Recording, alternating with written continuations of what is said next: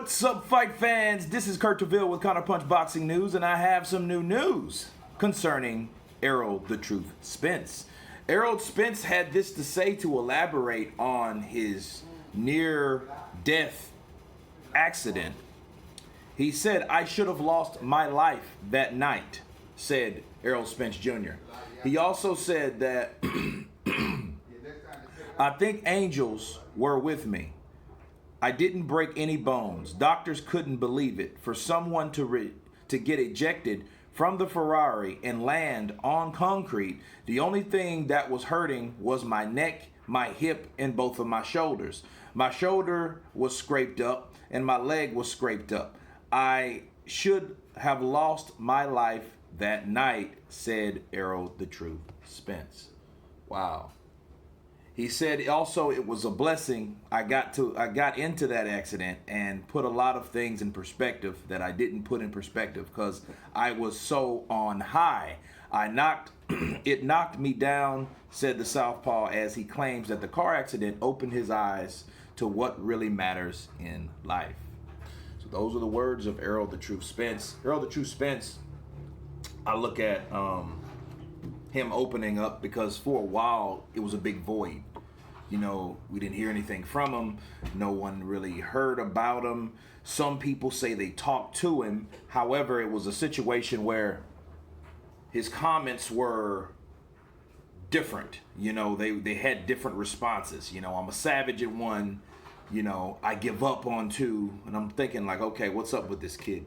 But I think that it was just him going through the motions of, you know, when you're going through a car accident like that.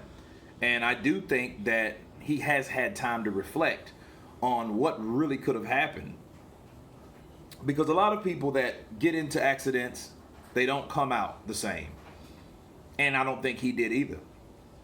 I think that's where I think mentally, emotionally, he was that kind of guy that was responding, I guess, the way he knew how. First, it was a cocky one. Then, for whatever reason, he said, "I give up." Probably, you know, the DWI and all the legal troubles with the situation. Because, again, a lot of this stuff was hush-hush, you know. And this is really the first time that he's actually opened up on this type. And that was, what, 6 months ago? 7 months ago now?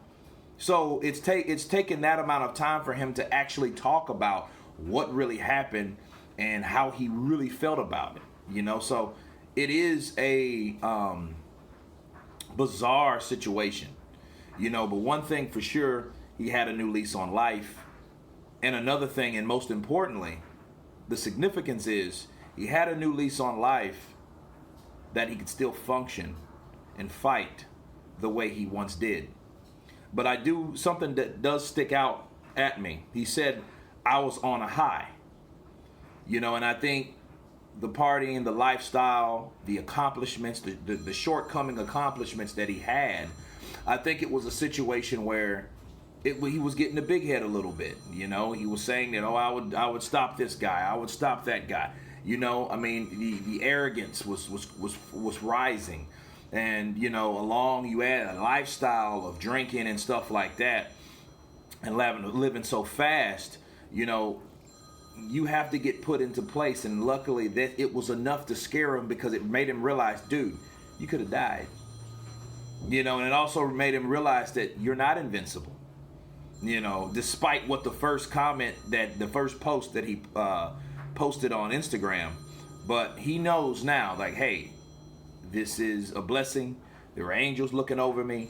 I should have lost my life.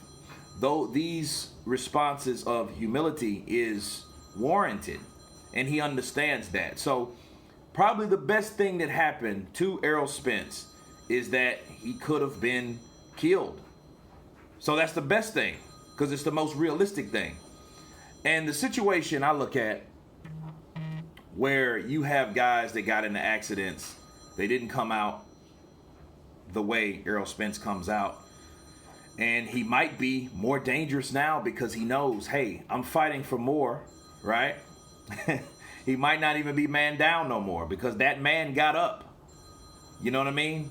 And survived to tell the tale and has vowed to fight and train harder.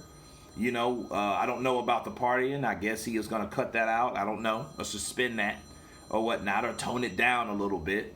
But anyway, it was good to hear him talk about his experiences,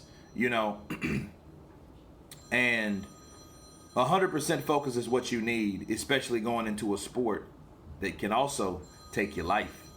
But anyway, that's my thoughts on Errol Spence. I'll leave the link below. You guys tell me what you think about Errol Spence's comments. Of course, please subscribe.